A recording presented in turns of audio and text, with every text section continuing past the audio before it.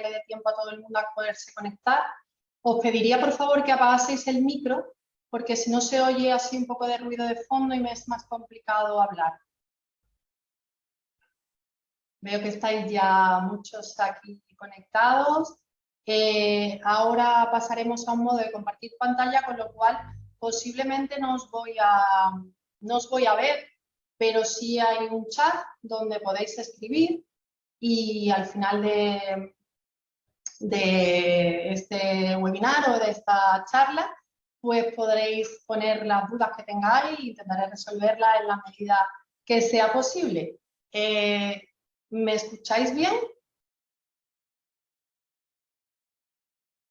A ver si me decís alguien si me escucháis bien. Vale, ya veo que me escucháis. Bueno, me presento para los que no me conozcáis. Soy Mercedes Melero, soy dietista. Y bueno, como os he comentado antes, vamos a hablar esta tarde sobre mitos de alimentación. Y voy a intentar, bueno, pues que al final de este ratito que pasemos juntos, pues tengáis un poquito más claro qué es la nutrición, qué es la alimentación y cómo llevar o cómo quitarnos de encima esas cosas que nos impiden llevarla de forma correcta. Así que bueno, voy a intentar ahora compartir pantalla.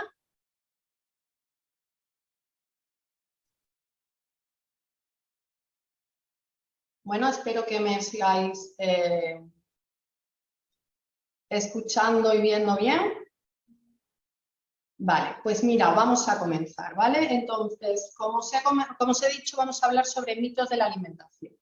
Para empezar, me gustaría aclararos qué es un mito, porque si no sabemos lo que es, posiblemente no sepamos a qué nos estamos refiriendo. Entonces, la definición de mito es una persona o cosa a la que se le han atribuido características, cualidades o excelencias que carecen de fundamento o son deliberadamente falsas. Y esto a nivel de nutrición es bastante importante.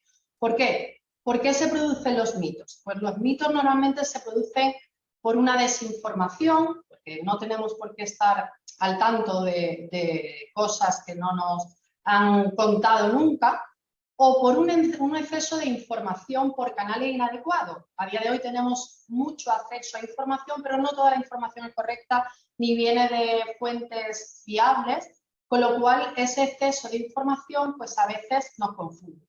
Luego entramos en algo que se llama el conflicto de intereses, los conflictos de intereses. En este caso, a nivel de alimentación, la industria de la alimentación tiene un especial interés en que tengamos esta serie de conflictos o esta serie de desinformación donde ellos siempre van a ser los beneficiarios de esa falta de información o esa confusión, ¿no? Luego, bueno, pues es verdad que hay profesionales que no están actualizados, como en todos los campos, y luego, pues, en el tema de nutrición hay mucho intrusismo profesional, pues hay muchas personas que no están cualificadas o que no están formadas y que hablan de alimentación, bueno, pues porque de alimentación parece ser que todo el mundo entiende. Dicho esto, vamos a empezar con los mitos, ¿no? Y me gustaría empezar con uno que se da muchísimo en consulta y que es muy normal tenerlo porque durante muchos años se le ha dedicado mucho a esto de las 5 comidas al día. Entonces, nos dicen que tenemos que hacer 5 comidas al día. Y para entender esto, tendríamos que saber de dónde viene este mito, ¿no? Este mito viene dado por la teoría de la termogénesis. ¿Qué es la teoría de la termogénesis? Pues al final la termogénesis es la cantidad de energía que necesitamos para digerir, metabolizar y asimilar un alimento. Entonces, la teoría dice que si estamos constantemente digiriendo, asimilando y metabolizando alimentos, nuestra pérdida energética o nuestro gasto energético va a ser mayor. Pero lo que pasa es que esto en el total del gasto energético es un 10% y aumentarlo solo nos hace alcanzar el 15%. Entonces, este gasto energético en total, la verdad que no es reseñable. Y de ahí viene ese mito de hacer las 5 comidas al día. Pero ¿qué ocurre? Que lo de las 5 comidas al día nos lleva a otros errores más de peso, ¿no? Realmente no nos importa cuántas veces comemos al día, podemos comer 3, podemos comer 5, podemos comer 10, lo que importa es cuánto hemos comido al final del día, a nivel energético, a nivel de calorías y a nivel de, bueno, pues de cantidad o de de nutricionalmente cómo está compuesta esa comida. Las 5 comidas al día al final nos hace que estemos pendientes de un reloj y que digamos que son las 5 que hay que merendar y no atendamos a esa sensación natural de saciedad o de hambre, sino que me toca comer porque son las 5 y entonces al final se ve mucho y es muy típico lo de me obligo a merendar. No, no tenemos que obligarnos a comer si no tenemos hambre. De hecho, hay estudios que dicen que si repartimos la ingesta en muchas porciones pequeñas vamos a acarrear más hambre a lo largo del día con la posibilidad de que al final del día, con el cansancio, el hambre acumulada, nos demos un atracón. Y el hecho de hacerlo en 3 ingestas, por ejemplo, donde nos aporten más saciedad y donde estemos más contentos, por así decirlo, pues nos va a dejar muchísimo mejor y va a haber un reparto mejor de esa energía total que no nos va a llevar a ese descontrol que a veces podemos tener, ¿no? De todas formas, hecho como repetiré muchas veces a lo largo de esta tarde, en nutrición todo depende. Entonces, habrá veces que tengamos que comer muchas veces al día porque seamos niños y tengamos un estómago más pequeñito, porque resulta que a lo mejor tenemos una reducción de estómago y nuestra capacidad gástrica no nos permite hacer ingestas muy copiosas, o porque tengamos una actividad física que requiere comer un número de veces al día. Como suelo decir, todo depende y bueno, pues en realidad no hay que hacer un número de veces de comidas al día por sistema, simplemente las que realmente nos apetezca o podamos. El mito número 2 nos lleva a otro que se suele decir mucho, que aquello de hay que comer de todo, pero poco, ¿no? Entonces, el comer de todo implica comer de todo, productos que son insanos o malsanos y alimentos saludables. Entonces, comer productos malsanos no entra dentro de una alimentación equilibrada o saludable. Entonces, no hay que comer de todo y poco. Además, lo de comer poco nos va a llevar a tener lo que hemos hablado antes, más hambre, y ahora lo trataremos en el siguiente mito, lo de comer poco, un poco más ampliado, porque realmente lo que hay que comer es priorizando el consumo de frutas y verduras que deberían ser la base de nuestra alimentación, junto con otros nutrientes, pero donde podemos comer más de ciertos alimentos que van a ser interesantes a nivel nutricional y saciantes y nos van a dejar bien y realmente no hay por qué estar comiendo poco. Y además no siempre es buena idea, comer poco no es la forma de perder grasa o de perder peso más eficaz. A veces para perder peso hay que comer más, lo que hay que comer es mejor. Y además lo que vamos a intentar siempre que lleguemos a generar una adherencia a una dieta saludable va a ser un cambio de hábitos, es lo que nos va a llevar a eso, nunca el dejar de comer en ese aspecto. El siguiente mito viene enlazado y sería para perder peso hay que pasar hambre. Esto es muy normal, o sea, es lo típico de si quieres dejar de, o si quieres adelgazar, lo que tienes es que cerrar la boca y pasar mucha hambre. Pues no, tampoco es cierto en este caso y pasar hambre no es una buena idea, como he dicho antes. Además, nos influye más el tipo de alimento que la cantidad. Pasar hambre nos genera estrés, nos genera ansiedad, nos genera un estado de malestar en general, ¿no? Como he comentado antes, nos va a posibilitar más un descontrol o un atracón porque estoy pasándolo mal. Además, esto no se puede mantener en el tiempo. Yo no puedo estar toda la vida pasando hambre. Y como me repetiré muchas veces, porque todas las cosas están muy relacionadas, al final no estamos aprendiendo a escuchar nuestras sensaciones de hambre y de saciedad, con lo cual, pues realmente si paso hambre, estoy forzándome a hacer algo que va en contra de lo que deseo o de lo que mi cuerpo me está diciendo que haga en ese momento. Y entonces, bueno, al final no establecemos pues, una relación saludable con los alimentos. El mito número 4 es también muy conocido, ¿no? Y es el desayuno es la comida más importante del día. Bueno, pues volvemos a lo mismo. Tampoco es cierto. De hecho, realmente el desayuno es algo totalmente cultural. La palabra desayunar significa romper el ayuno. Y entonces romper el ayuno es ese periodo nocturno de ayuno donde no hay una ingesta Vamos a romperla con un alimento. ¿Hay alimentos específicos para desayunar? No. Como he dicho antes, meramente cultural. De hecho, en otras culturas, por ejemplo, los asiáticos no tienen alimentos específicos para romper ese ayuno. Resulta que es que a mí no me gusta desayunar, o como se suele decir, no me entra comida por la mañana. Pues no pasaría nada. No es obligatorio desayunar. No hay ninguna comida que sea más importante que otra porque aporte un beneficio el desayunar, que el almorzar, que el merendar, que el cenar. Va a depender de nuestro estilo de vida, de nuestro tiempo, que a día de hoy es algo que nos condiciona bastante. Y bueno, va a depender de muchas cosas que al final es lo que va a hacer que el desayuno se convierta en una comida importante o se convierta en una comida más o simplemente no esté presente porque no lo necesite o porque no tenga costumbre o porque no me apetece. Entramos en uno de los mitos más extendidos y de hecho uno de mis preferidos y al que le vamos a dedicar un poquito más, la fruta. La fruta es algo que está totalmente condicionado por un montón de mitos, por un montón de creencias erróneas y prácticamente demonizada, ¿no? Y como hemos comentado antes, la fruta debe ser una de las bases de nuestra alimentación. Realmente la fruta es un alimento de lo más completo que existe. Es perfecta, tal como es, ¿no? Tiene nutrientes, tiene macro y micronutrientes, tiene agua, tiene fibra, tiene hidratos de carbono necesarios y es perfecta a nivel nutricional. ¿Qué ocurre? Pues que nos cuentan que la fruta engorda. Pues no, la fruta no engorda. De hecho, las personas que comen mucha fruta pesan menos.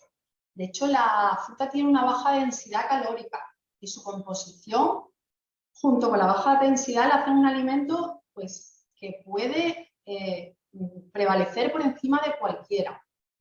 Luego, se suele comentar eso, es que bueno, es que hay frutas, el pobre plátano, ¿no? Que está ahí demonizado desde hace muchos años, que el plátano engorda más. Pues no, la verdad es que la diferencia en calorías entre una fruta y otra es tan mínima que no merece la pena. Además, esto siempre lo explico. Cuando yo me como alguna de las frutas que son un poquito, que tienen una densidad un poquito más alta, o que llevan más fructosa, están un poco más dulces, al final la saciedad, si yo atiendo un poco a mi saciedad, yo no me voy a comer 5 plátanos.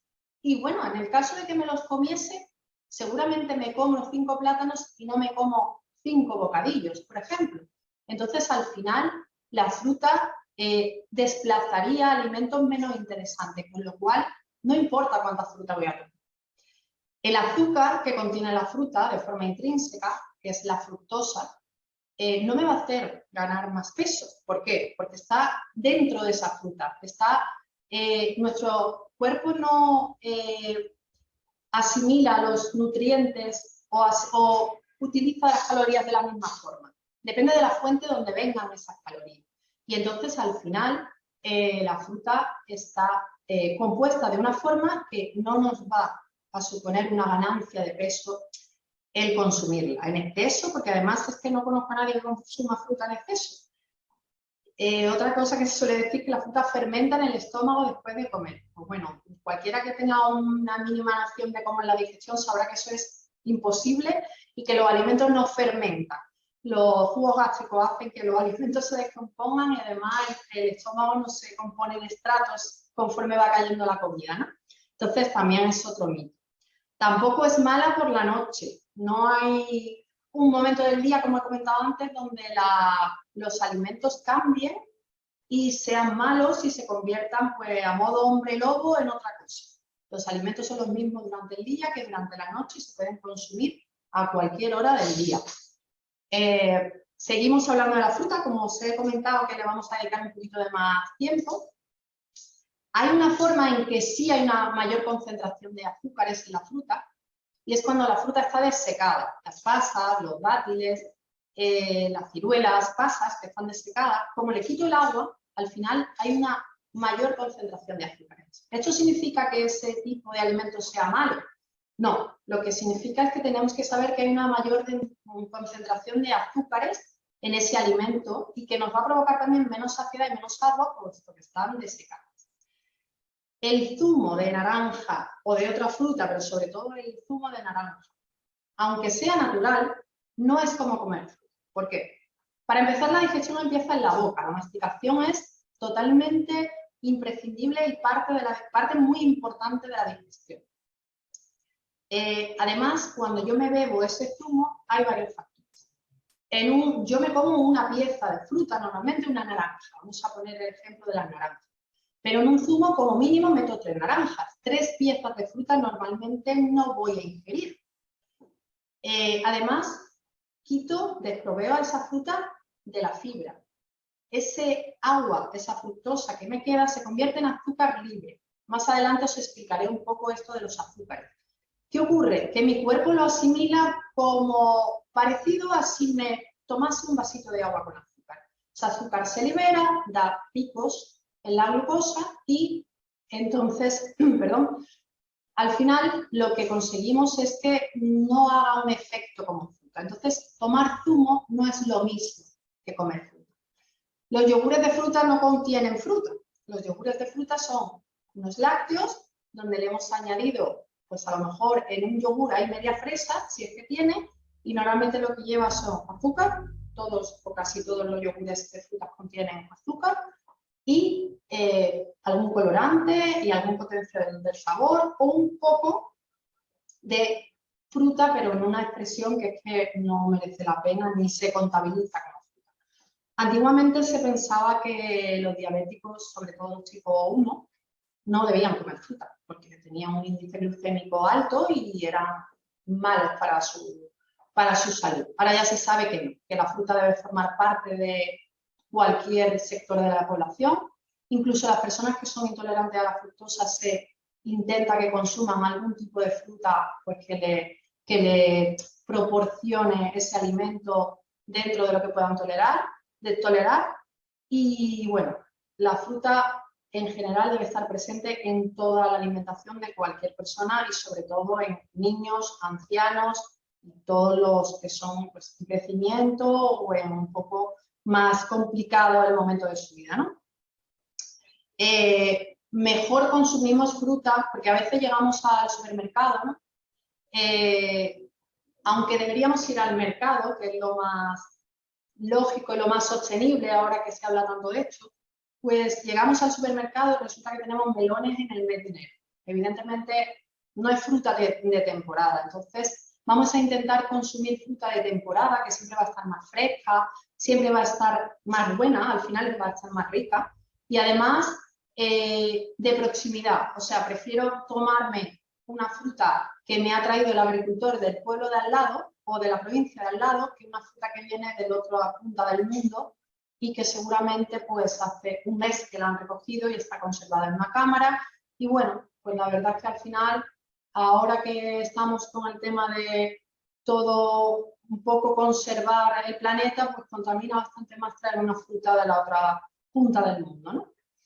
Bueno, pues concluido el tema de la fruta, vamos a pasar a una que a mí me parece muy divertida, que es el mito de la teoría, yo ya me la sé, ¿no? Esto es algo que suele comentar muchas personas, o sea, yo la teoría me la sé, pero no puedo, ¿no? Entonces, bueno, aquí es verdad que no es cierto que no sepamos la teoría, ¿no? Ojalá todo el mundo supiese la teoría y ojalá fuese tan fácil, pero si no supiésemos la teoría no habría que aclarar mitos y es algo que tenemos que hacer los profesionales continuamente.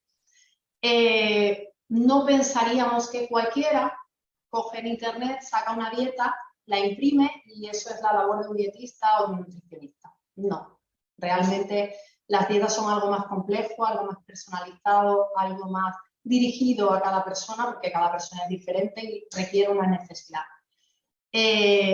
No seguiría, ahora que todos nos guiamos un poco por las redes sociales, consejos de personas no cualificadas, o sea, el famoso de turno con un conflicto de intereses porque a la vez que te está diciendo que una galleta es muy saludable, esa marca de galletas le está proporcionando dinero, pues no es la mejor persona para fiarse de los consejos a nivel nutricional que nos pueda proporcionar. No existiría aquello de a mí me funciona. Esto a mí me resulta muy gracioso, ¿no? Porque yo siempre lo comparo con la persona que se toma una medicación que le han recetado a su hermana, a su prima, a su vecina o a su cuñado, porque como a su cuñado le funciona, pues a mí también me funciona. Entonces, bueno, volvemos a lo mismo. Cada persona necesita que se personalice dependiendo del objetivo, dependiendo de las necesidades, dependiendo de sus patologías. Y el que funcione algo no quiere decir que sea lo más adecuado. O sea, que a mí me funcione seguir un mito, como por ejemplo comer poco, para un objetivo no quiere decir que yo esté haciendo las cosas de manera correcta y sobre todo que esté beneficiando a mi salud, que de eso se trata, ¿no? Y si la teoría me la supiese, pues simplemente no estaríamos hablando y no estaría leyendo esto ahora mismo, ¿no? Otro mito muy extendido y además que genera mucha polémica es el tema de los azúcares y de la miel, ¿no? Y bueno, se dice que la miel es mejor que el azúcar. ¿Por qué? Bueno, porque normalmente se le han atribuido durante muchos años unas cualidades maravillosas, beneficiosas y casi mágicas, que realmente, pues, bueno, pues puede que las tenga, pero hay que considerar que el azúcar, perdón, que la miel es azúcar en más de un 90%. Es que la miel tiene unos nutrientes, sí, es verdad, pero nos tendríamos que comer un cubo de miel para aprovechar esos nutrientes. Si quieres nutrientes parecidos al de la miel, come fruta.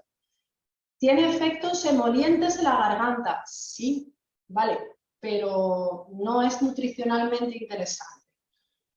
También nos vendieron durante mucho tiempo que era mejor el azúcar moreno, nos siguen comentando aquello de que la panela, el azúcar de coco o el sirope, todo esto sigue siendo azúcar, se comporta en el cuerpo como azúcar y al final la cantidad diaria recomendada por la OMS es de 25 gramos de azúcar libre, o sea, de azúcar añadida. Y yo siempre lo digo, si lo que le vais a echar es una cucharadita de algo para endulzar ese café de por la mañana, pues echarle la cucharada de lo que más os convenga, de lo que más os guste y de lo que al final no pagáis a precio de oro, porque al final para tomar lo mismo y pagarlo al triple no tiene mucho sentido. Hay una diferencia entre azúcar libre, que es lo que estamos hablando, y azúcar intrínseca, ¿no? El azúcar intrínseco es el azúcar que tiene el alimento que pertenece de forma natural al alimento, ¿no? Que está en la matriz de este alimento, ¿no? Como por ejemplo hemos dicho la fruta. El azúcar libre es un azúcar que está añadido o liberado del alimento, añadido en forma de cuando yo le añado azúcar a cualquier alimento o liberado como cuando acabo de explicar, hago un zumo, quito la fibra y ese azúcar se me libera, ¿no? Entonces, esto está bien tenerlo presente para saber cuando hablamos de azúcares, que no todo el azúcar es malo, ni todo el azúcar funciona en el organismo de la misma forma, ¿no? Funciona en nuestro cuerpo de la misma forma. Cuando consumimos azúcar en exceso, pues tenemos más probabilidad de aumentar de peso, de tener cansancio, cardiopatías, tumores, diabetes, hipertensión, resistencia a la leptina, que es esa hormona que nos dice cuando tenemos hambre, y como hay esa resistencia a la leptina, el consumir azúcar da más hambre. Si yo tomo demasiado azúcar voy a tener mucha más hambre y voy a tener desajustada esa sensación de hambre y saciedad. Entonces, bueno, al final sabemos que el consumo de azúcar pues, no es algo que nos vaya a beneficiar en la salud.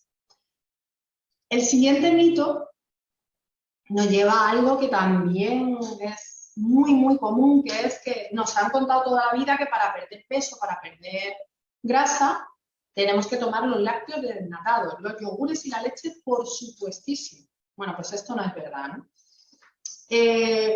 Aquí voy a enganchar un poco con el tema de los productos light, ¿no? Los productos light, por definición, son un timo, no sirven para nada. Los productos light son unos productos a los que le han quitado una cantidad, por ejemplo, de azúcar, pero para que estén más buenos, para que sean más palatables, al final le han añadido más grasa o otros aditivos que no van a ser buenos para la salud.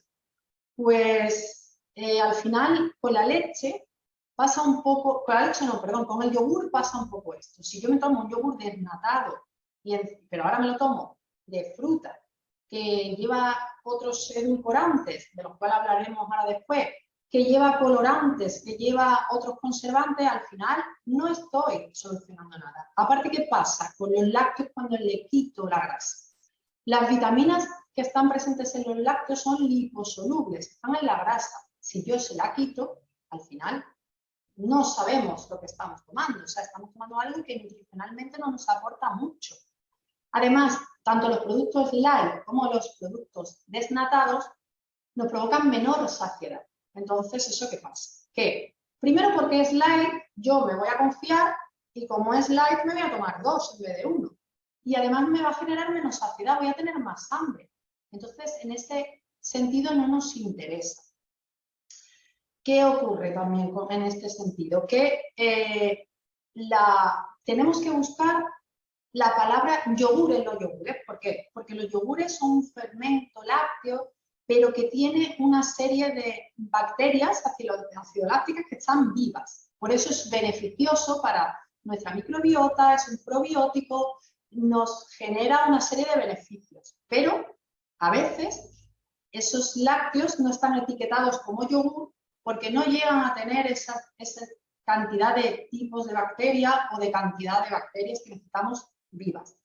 De hecho, los yogures que están hechos con leche pasteurizada no tienen bacterias vivas. Entonces, vamos a buscar siempre que ponga la palabra yogur y a ser posible que sean enteros. Además, los estudios concluyen que las personas que toman productos lácteos enteros no pesan más, por lo que he comentado anteriormente.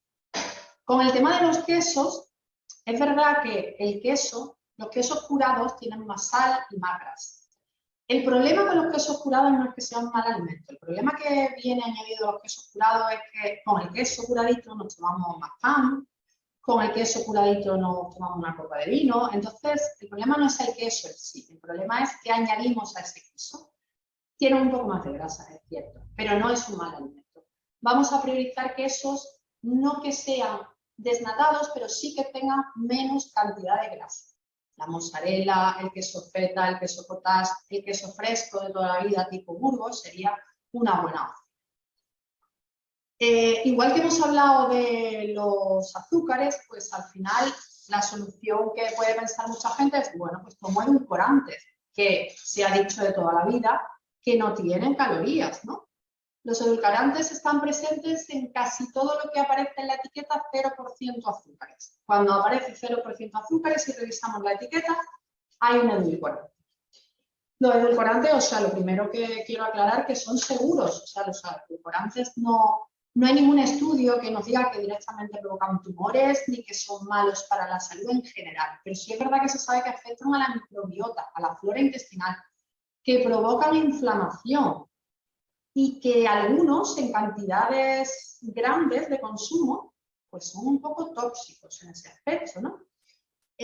Además, nos predisponen a tener una dependencia de sabores más dulces, de ultrapalatables que se llaman, ¿no? Sabores más intensos y más dulces. Y a la hora de llevar una alimentación saludable, vamos a intentar que los sabores sean lo más naturales posible. Y a veces ocurre que dice, es que no me sabe la fruta nada, la fruta no sabe nada. Sí, la fruta sabe, pero tenemos el paladar atrofiado por el consumo excesivo de productos dulces, salados, ultrapalatables. Los ultraprocesados son en general ultrapalatables. Como eso de edulcorantes no nos aportan calorías, al final la mente, el cerebro, se confunde un poco y se queda abierta una puerta como para recibir hidrato de carbono y no llega. Y el cerebro se queda como con ganas de comer porque no ha llegado energía.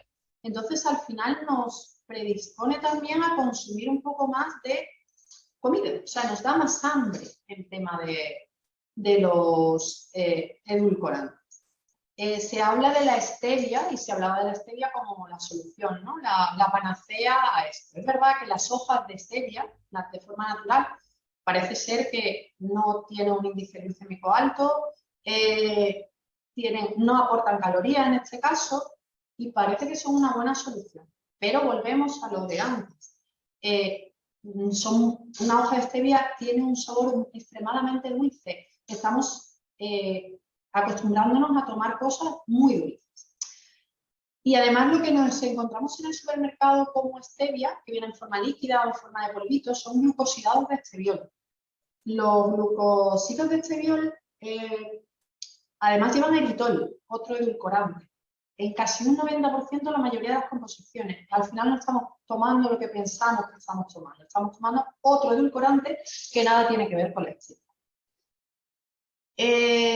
Momento, huevos, colesterol, totalmente al final clavado en la memoria de todo el mundo, ¿no? Toda la vida nos han contado que los huevos son malos y aumentan el colesterol. Bueno, pues ya se sabe que esto no es así. No aumentan los alimentos que tienen colesterol, que tienen en su composición colesterol, no aumentan el colesterol de la persona que los consume. De hecho, se hablaba que antes no se podía comer mucho huevo a la semana. Se sabe que en personas sanas, un huevo al día puede ser una buena fuente de nutrientes y en personas con exceso de colesterol, pues entre 3 y 4 a la semana podría ser una buena ingesta. El huevo en sí es un alimento muy, muy, muy completo. El huevo está lleno de vitaminas, ácido fólico, vitamina B12 y además tiene colina. La colina es necesaria para el cerebro y el sistema nervioso. Es una fuente maravillosa de proteína. Es versátil a la hora de cocinarlo, de prepararlo, es saciante y, bueno, en general tiene bastantes beneficios. Tenemos que tener especial cuidado con los huevos a la hora de manipularlos y conservarlos. Hay un error muy común que es que como los huevos en el supermercado están fuera de la nevera, pensamos que es que los huevos se pueden conservar fuera de la nevera. Pues no, los huevos necesitan estar en la nevera porque pueden generar, entre otras cosas, la temida salmonelosis o salmonela, ¿no? Salmonela que generaría la salmonelosis. Entonces, ¿qué hay que hacer en este caso? Pues en cuanto llegamos a casa, los metemos en la nevera. En el supermercado los tienen fuera de la nevera para que no haya cambios de temperatura, que es lo que puede generar que haya este problema. Las neveras la venden con un huequecito en la puerta para los huevos y de hecho es el peor sitio donde conservar los huevos. La puerta es un sitio que está cambiando continuamente de temperatura, la estamos abriendo y cerrando y no es muy interesante el tema de tenerlos ahí porque va a haber cambios de temperatura casi constantes. A la hora de cocinarlos, pues cualquier elaboración es buena, pero fritos, pues realmente es un exceso de aceite, de grasa en este caso, y bueno, se convierten en un poco menos interesantes. Entonces, bueno, si podemos priorizar el hacerlos de mil y una forma, pues mejor que fritos. Este me encanta, vaya. Este es un mito totalmente sin explicación ninguna, no sabemos de dónde sale. Y bueno, en realidad sabemos a qué es debido, pero bueno, que no entiendo cómo se puede pensar que esto tenga algún beneficio, ¿no? Que es lo del zumo de limón en ayunas, porque esto elimina grasa, ¿no? Pues realmente sabemos que no hay ningún alimento que queme grasa o que disuelva la grasa, no es un fairy de esto para los platos, no hay ningún alimento. Ni depura ni desintoxica. Para depurar y desintoxicar, igual que pasa con estos productos que nos cuentan los zumos, detox y todo eso, que ya tenemos unos maravillosos órganos, que son los riñones, el hígado, entre otros, que nos ayudan a que las sustancias de desecho del organismo ya pasen por ahí, se filtren y se desintoxique el organismo. Otra cosa que se hablaba de las propiedades del zumo de limón es que nos ayudaba con el sistema inmune porque contenía vitamina C. Bueno, pues se sabe que la vitamina C no previene los estados de resfriado ni nada de esto. O sea, la vitamina C es un micronutriente más, que está bien, es interesante, pero que no es preventivo de nada. Entonces, tomarnos un vasito de zumo de limón no nos va a ayudar en nada. Había otra teoría que decía que alcalinizaba la sangre, ¿no? El pH de la sangre se regula a través de los riñones, entre otras cosas, ¿no? Y habría que comer bicarbonato, sosa, para realmente alcalinizar esa sangre y, bueno, no es lo más adecuado, ¿no?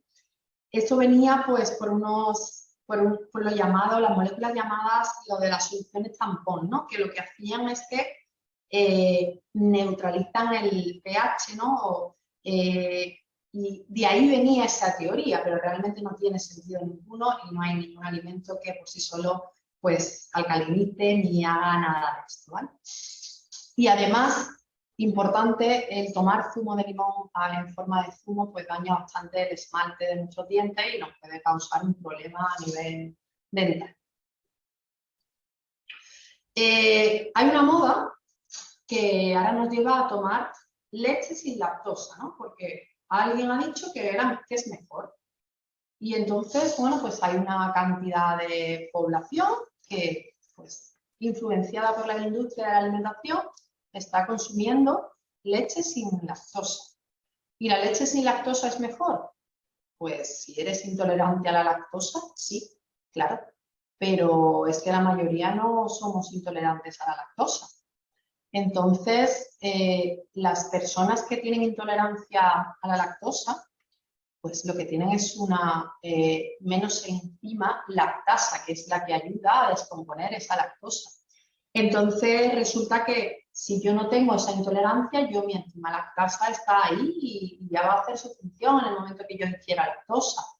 ¿Qué ocurre? Que si empiezo a dejar de tomar lactosa, puede que deje de producir o que produzca en menor medida esa lactasa y me genere una intolerancia cuando no la tenía de antemano. Entonces, de hecho, las personas mayores llegadas a una edad pues tienden a generar menos lactasa y puede generarse una intolerancia, pero viene dada pues por esa edad que ya pues hay una menor producción de esa enzima y entonces ahí sí está justificada, ¿no? ¿Qué ocurre? Que encima la lactosa nos ayuda a absorber el calcio, ¿no? De hecho, una leche con lactosa tiene un 70% de calcio y una leche sin lactosa solo tiene un 25%. Además, la leche sin lactosa contiene lactosa, lo que le añaden es esa enzima lactasa para que venga descompuesta. Es verdad que hay leches sin lactosa que vienen con calcio añadido, pero realmente no es necesario. Y si además no te sienta bien la leche no es un alimento imprescindible, excepto la leche materna, no hay ninguna leche imprescindible. Entonces, pues podemos dejar de consumir leche sin ningún problema. Otra moda es el tema del gluten, ¿no? Y nos están contando, sobre todo en Estados Unidos, es algo que está últimamente, a la última es consumir alimentos sin gluten. Entonces esto, primero tendríamos que entender qué es el gluten, ¿no? El gluten es una proteína que se encuentra en la semilla de muchos cereales, ¿no? El trigo, la cebada, el centeno, la espelta, entre otros. Y lo que hace, bueno, pues que a la hora de hacer, por ejemplo, el pan, pues se quede más esponjoso, no se rompa de la misma forma y funciona, pues eso, como una proteína, ¿no? Evidentemente, si tienes diagnosticada una celiaquía, si tienes que comer sin gluten. La celiaquía es una enfermedad autoinmune. De hecho, no se es muy celíaco o poco celíaco, se es o no se es celíaco. Entonces, pues las personas que tienen esta enfermedad no digieren el gluten y necesitan dejar de tomarlo porque le afecta a su salud. También es bueno que reduzcas el gluten si tienes diagnosticada una alergia o una insensibilidad al gluten no celíaca, o sea que no viene mediada por inmunidad, sino que viene, pues, que te sienta mal simplemente. Pero te han hecho pruebas y te lo han diagnosticado. En Estados Unidos la moda esta que os comentaba viene nada porque se han puesto a comentar que el gluten engorda. El gluten por sí en sí no engorda, o sea, no hay nada que nos diga que es que los alimentos con gluten engordan más. Entonces, bueno, es una moda que dicen que sin gluten se engorda menos. Pues realmente es al revés incluso, porque los productos que están hechos sin gluten suelen ser ultraprocesados. Para que ese pan sin gluten que hacen envasado tenga esponjosidad, esté blandito y no se deshaga, le han añadido otra serie de grasas, azúcares y otra serie de componentes que al final lo van a convertir en un producto malsano. Entonces, nos vamos a quitar ese gluten de forma voluntaria y nos vamos a añadir nos vamos a convertir un pan, que podría ser algo saludable, en algo ultraprocesado, ¿no? De hecho, el gluten en personas sanas no produce directamente molestias. Las causas de esas molestias, cuando se revisa la dieta de la persona que viene manifestando que el gluten le sienta mal sin estar diagnosticado, suelen residir en, pues bueno, en que el resto de la dieta no está bien equilibrada y hay otros alimentos, otros hábitos que son los que nos están impidiendo que tengamos una buena digestión en este caso, ¿no? Este es uno de los más curiosos, de los más repetidos, de los que nos condicionan más y de los que son más falsos. Los carbohidratos no se deben tomar por la noche. Además, como esto hay quien lo afirma como realmente como algo con un convencimiento absoluto y como que son los culpables del exceso de peso, de la obesidad, de la acumulación de grasa o de que no perdamos el peso que queramos. Bueno, pues esto es absolutamente falso.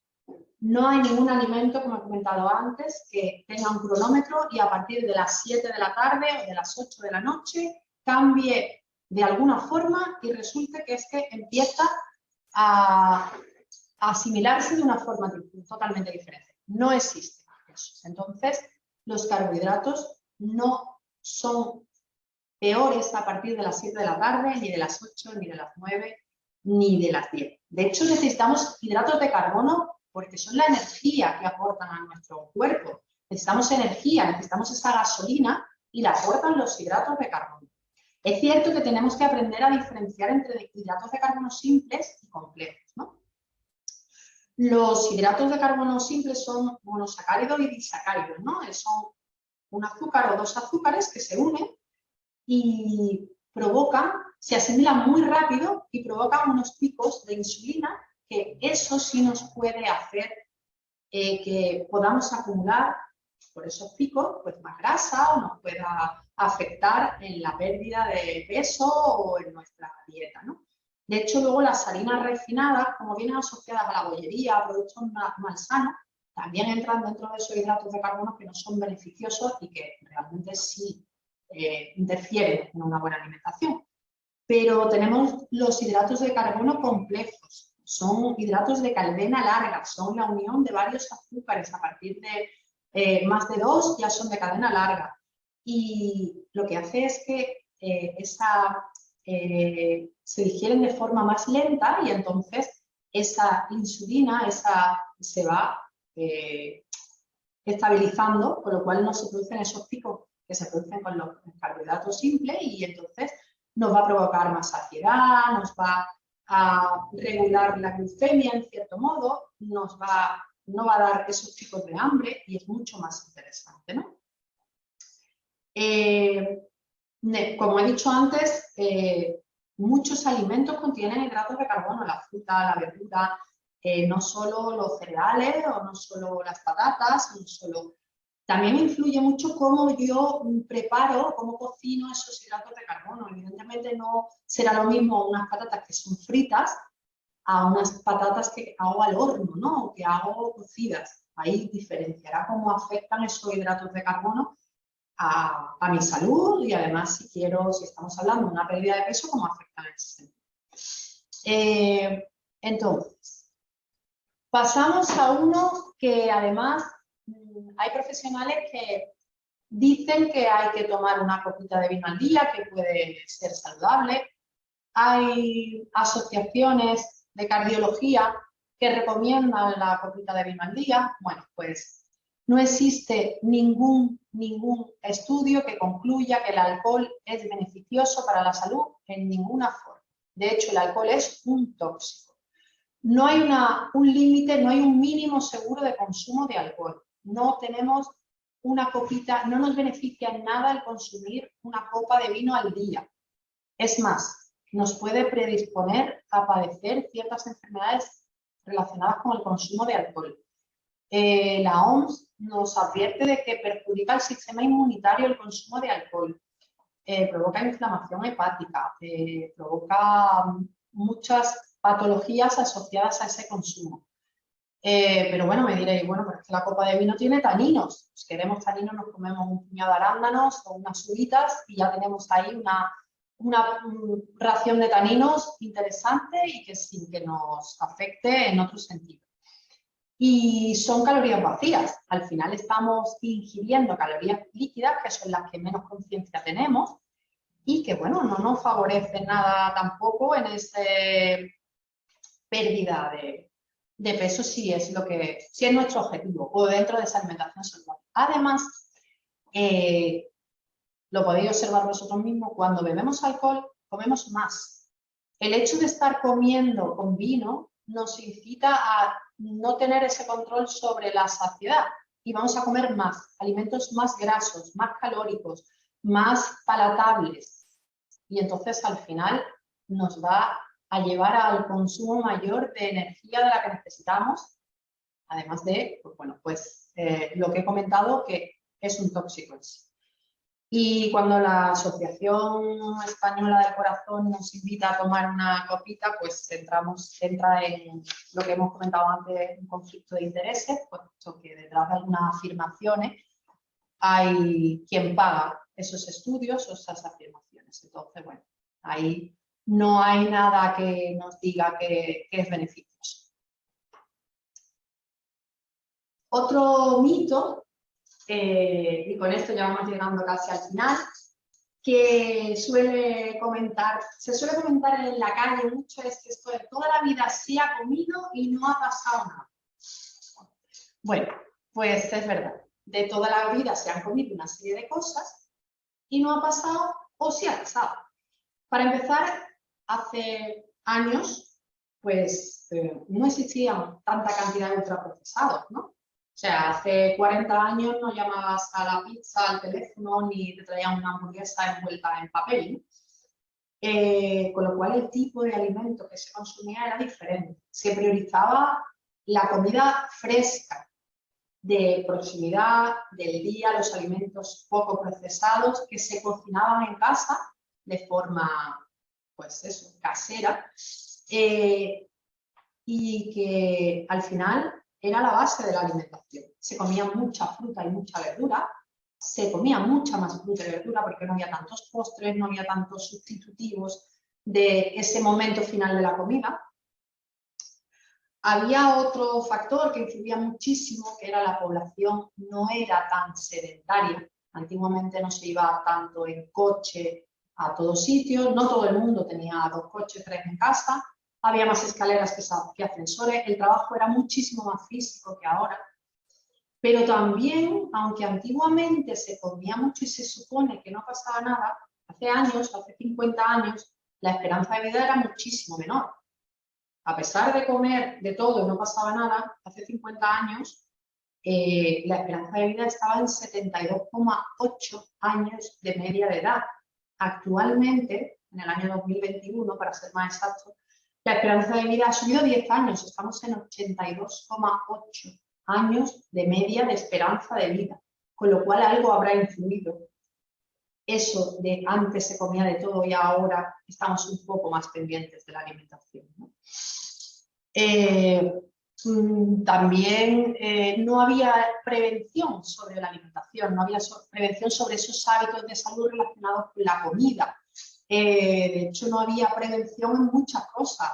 Por poner un ejemplo muy señalable o reseñable, se fumaba en los hospitales, o sea, en un sitio de salud donde se está intentando curar a alguien, se fumaba. Entonces, bueno, antes había otro concepto sobre la prevención y había otro concepto de salud que por suerte pues va evolucionando. Y bueno, como por último, me gustaría hablar de este mito, donde hay quien afirma que esto de la nutrición son modas, ¿no? Que al final esto es que hay a quien le parece que un día se dice otra cosa, otro día se dice otra, esto es una moda ahora que ahora le ha dado a la gente por decir que es que hay que comer más fruta y más verdura y esto cada uno dice una cosa. Bueno, pues aclararos que la nutrición es una ciencia y como tal evoluciona, cambia, se investiga por suerte, está en continua evolución. La salud no depende de modas, por suerte depende de la investigación, entre otras cosas, donde vamos viendo y probando y cambiando, investigando, descubriendo, y gracias a eso pues cada día es más posible, es más fácil salvar vidas, ¿no? O prevenir enfermedades. Lo que sí hay que tener en cuenta es que cuando leamos algo sobre nutrición, algo sobre hábitos, consejos, como he dicho al principio, pues vamos a asegurarnos de que detrás de esa fuente, detrás de esa información hay una fuente científica. ¿Por qué? Porque cualquiera puede opinar, y más en las redes sociales a día de hoy, en internet, cualquiera puede dar una opinión. Pero que detrás de esa afirmación haya un respaldo científico, haya estudios, haya algo que apoye esa afirmación y que no sea sobre, bueno, pues sobre la idea, la opinión de alguien en concreto sin más apoyo, ¿no? En este caso. Y mucha gente dice que los profesionales nos ponéis de acuerdo. Sí, los profesionales nos ponemos de acuerdo. Pero como he dicho antes, pues bueno, pues no todo el mundo está reciclado, no todo el mundo está bien informado y al final, pues si nos ponemos de acuerdo, tenemos unas pautas y tenemos unas bases que compartimos. Evidentemente cada uno tiene una forma de trabajar, pero al final todos concluimos en prácticamente lo mismo, ¿no? Y bueno, pues para concluir un poco la presentación, pues me gustaría quedarme con esta frase que me gusta mucho, que dice que lo más importante para empezar a comer bien es dejar de comer mal. ¿Por qué? Pues porque antes de yo empezar algo, tengo que, como se suele decir, limpiar, barrer, ¿no? Para poder fregar tengo que barrer antes. Entonces, para poder empezar a llevar unos hábitos saludables, tengo que dejar de llevar otros hábitos que me impiden llevar esos hábitos saludables. Bueno, voy a intentar ponerme otra vez en la pantalla completa, a ver si soy capaz, para poder veros. A ver si puedo. A ver, un momentito, a ver si soy capaz de volver a la pantalla.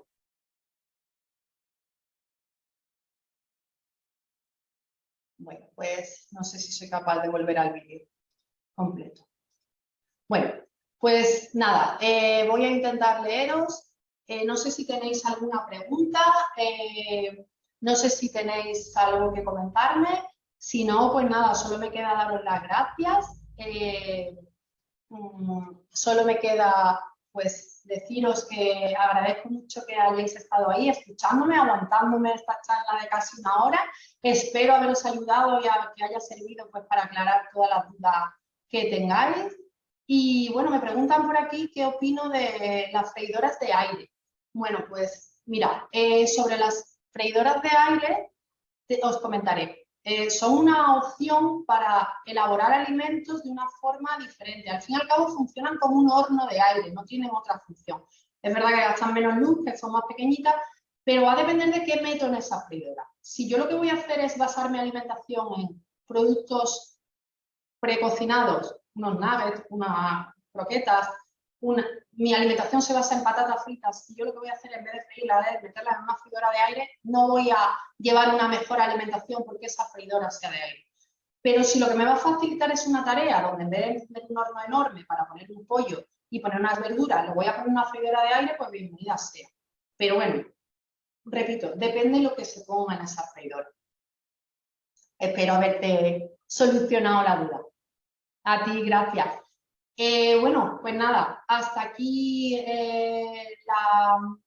la charlita esta que hemos compartido y muchas gracias a vosotros. Espero que os haya gustado de verdad y que, bueno, cualquier duda, pues sabéis dónde encontrarme y sabéis cómo llegar hasta mí. Muchísimas gracias y un saludo para todos.